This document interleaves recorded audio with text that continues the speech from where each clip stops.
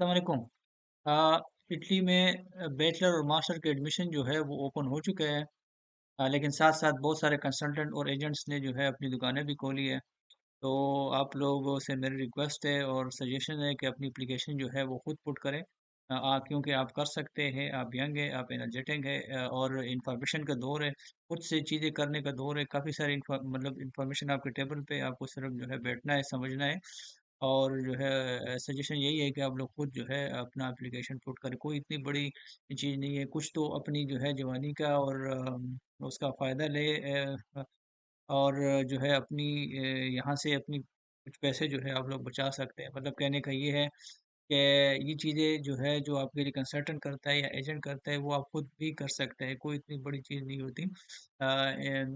जो जितने भी इंफॉर्मेशन आपको चाहिए वो सब के सब जो है आपके मोबाइल में पड़े हैं, आपके कंप्यूटर में पड़ा है। और मैं नहीं समझता कि ऐसा कोई यंग होगा जो मास्टर की रिप्लाई कर रहा हो या बैचलर की रिप्लाई कर रहा हो, उसके पास वो लैपटॉप नहीं है। अगर लैपटॉप नहीं है तो मोबाइल तो हो ही नहीं सकता कि उसके पास ना हो। मोबाइल ना हो और इंटरनेट ना हो, ये दोनों चीज़ें आप लोगों के पास है।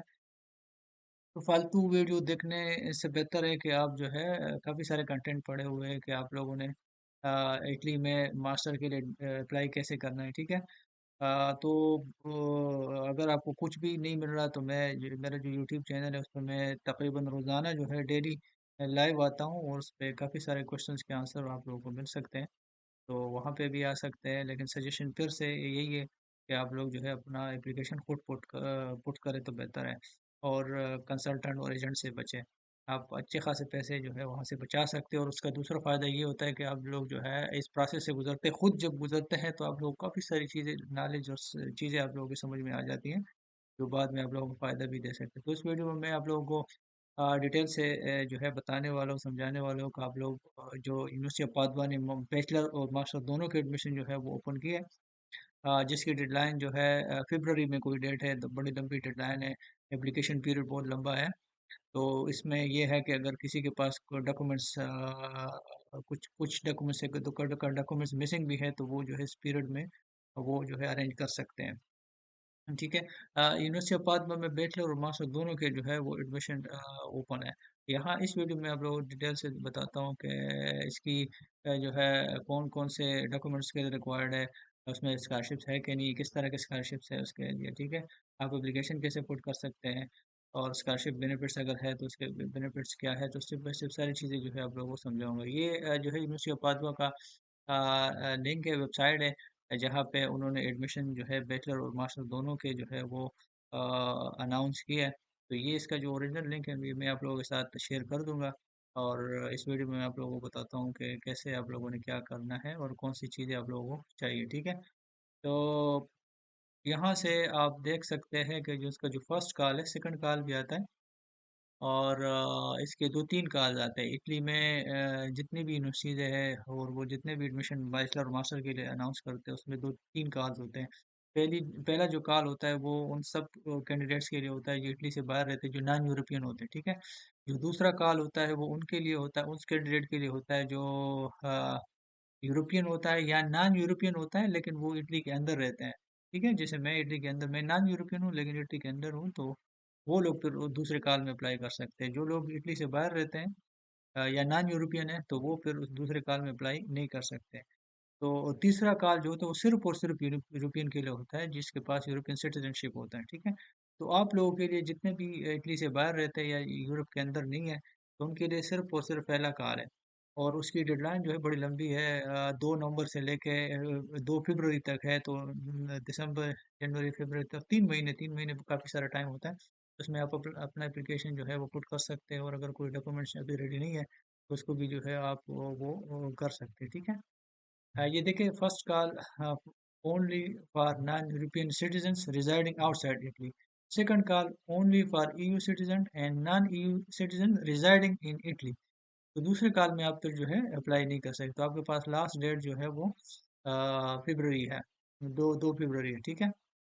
यहाँ से आप देख सकते हैं कि बैचलर एडमिशन वालों के लिए जो रिक्वायरमेंट है, अ, अगर आप में से कोई बैचलर के लिए अप्लाई करना चाह रहे हैं, तो उसके लिए आपको कौन से डॉक्यूमेंट्स की ज़रूरत पड़ती है। एक आपको सीवी की ज़रूरत पड़ती है, इंग्लिश में आपको जो है इसे बनाना है। और इस यूरोप के अंदर जो चलती है, ज़्यादा फेमस है, वो यूरोपास फॉर्मेट सीवी है।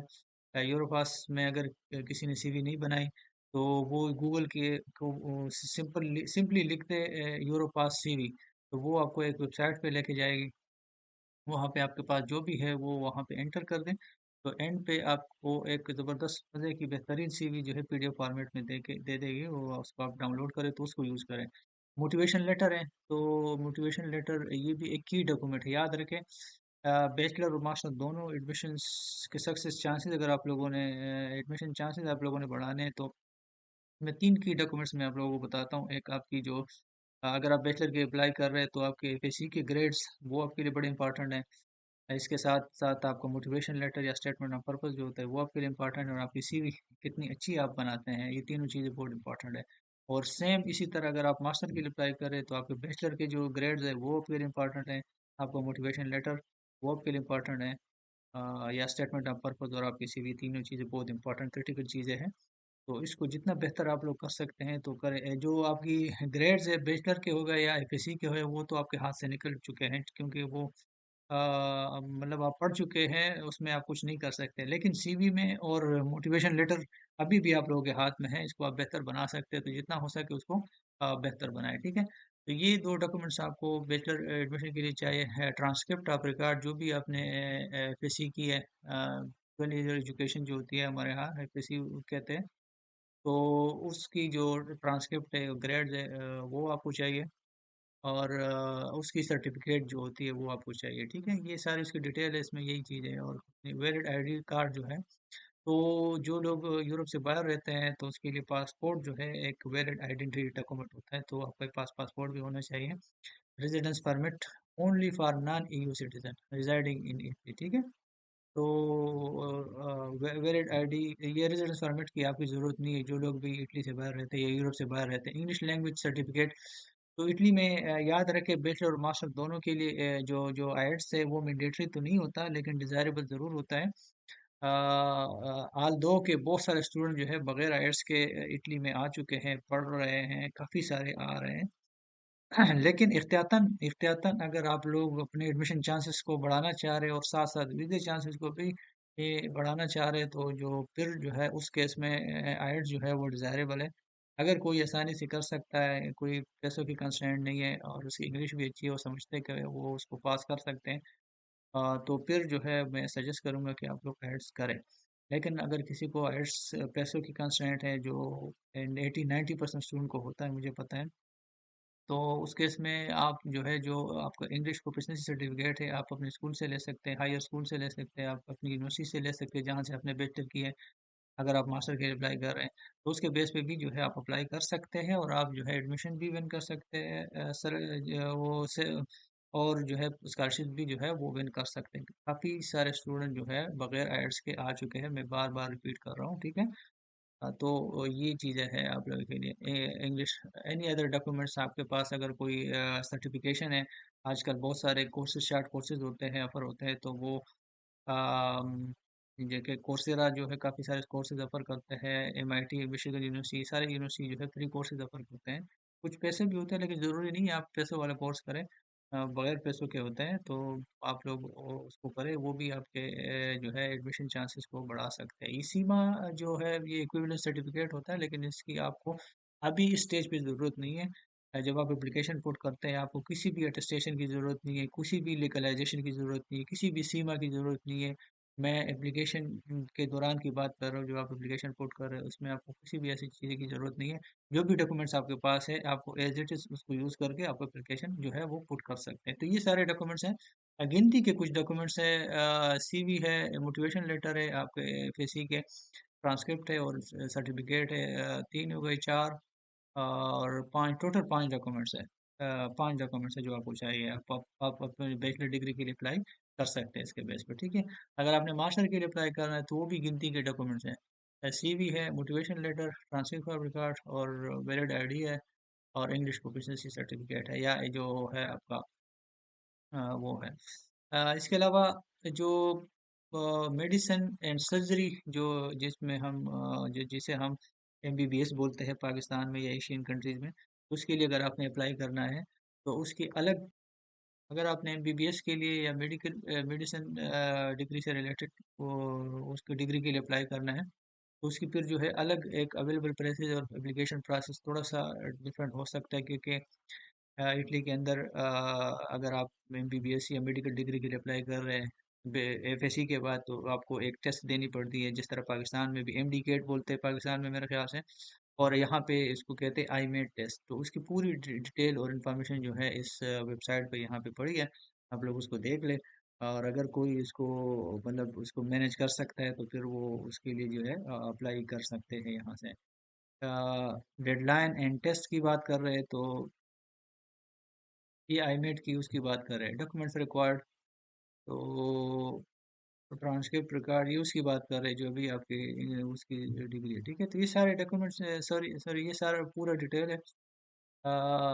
और अगर आपने उसके लिए अप्लाई करना है तो यहाँ पे उन्होंने कहीं पे मेंशन किया हुआ है कि कैसे आप लोगों ने अप्लाई करना है, ठीक है। मैं यहाँ पे आप लोगों के साथ शेयर करता हूँ। हाउ टू अप्लाई यहाँ लिखा हुआ है, study in English how to apply. तो अगर आप अ,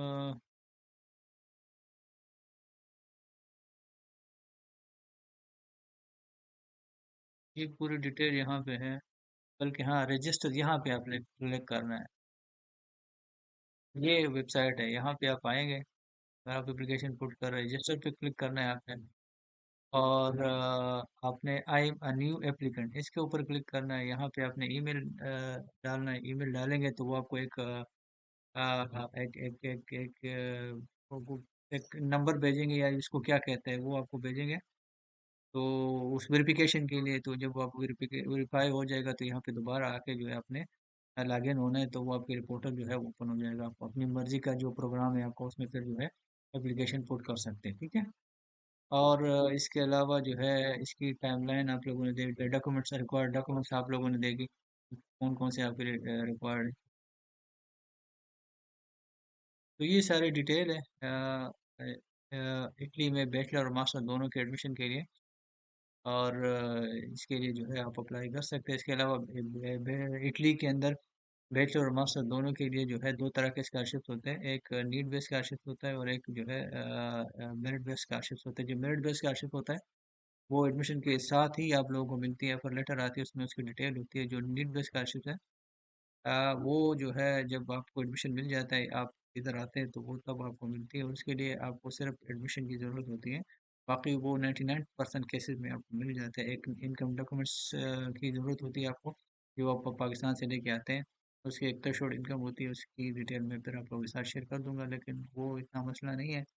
वो तकरीबन हर स्टूडेंट वो बना लेता है, और उसके बेस पे अपने लिए नीड बेस्ड स्कॉलरशिप जो है वो लगवाता है। जो कंसल्टेंट होते हैं या एजेंट होते हैं आपका, आपको जो स्कॉलरशिप्स का बोलते हैं वो बोलते ही यही नीड बेस्ड स्कॉलरशिप्स का कहें, क्योंकि उनको पता है कि ये हर सूरत में लगता है। तो आप एडमिशन सिक्योर करें, वो नीड बेस्ड या रीजनल स्कॉलरशिप जो है वो लग ही जाता है। 99.9% केसेस में आपको वो लगता है। तो आपके लिए जो इम्पोर्टेंट है वो एडमिशन सिक्योर करना है। तो गुड लक, और कोई भी क्वेश्चन है आप लोगों को तो मुझे अप्रोच कर सकते हैं मेरे यूट्यूब चैनल के थ्रू। मैं फौरी रिस्पॉन्ड करता हूँ आप जब भी कमेंट्स करते हैं, और इसके अलावा मैं डेली लाइव आता हूँ, उसमें आए, जो भी आपका क्वेश्चन है उसको आंसर हो जाएगा। तो good luck, thank you so much.